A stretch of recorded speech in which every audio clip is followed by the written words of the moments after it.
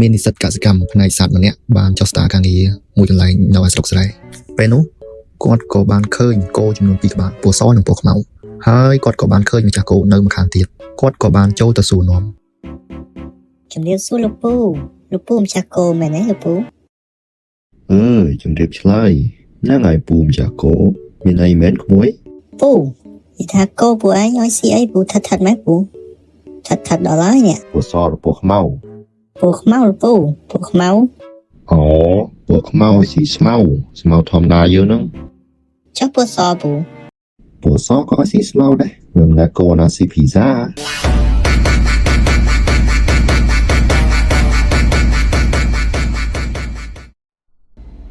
ចុះពណ៌សក៏ឲ្យស៊ីស្មៅពណ៌ខ្មៅក៏ឲ្យស៊ីស្មៅដែរចុះមិនទៅឆ្លើយទាំងពីរណា ហេសពនិយាយលេងពូនិយាយថាគោពូឯងមួយឆ្នាំកូនប្រមាណដងដែរពូ ពណ៌សឬពណ៌ខ្មៅ ពូសពូពូស ពណ៌សមួយឆ្នាំកូន2ដងក្មួយមួយឆ្នាំកូន2 ចុះពូខ្មៅពូ ពណ៌ខ្មៅមួយឆ្នាំក៏កូន2ដែរ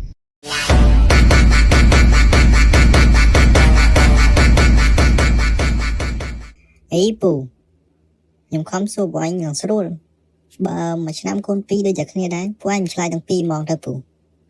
ឯងចាំមិនឆ្លើយអញ្ចឹងដែរពូ ពូមិនដឹងបើក្មួយឯងសួរមិនអស់ផងបើគោពណ៌ខ្មៅនោះរបស់ពូ ចុះពូសកូនណាគេដែរពូ ពណ៌សក៏គោរបស់ពូដែរ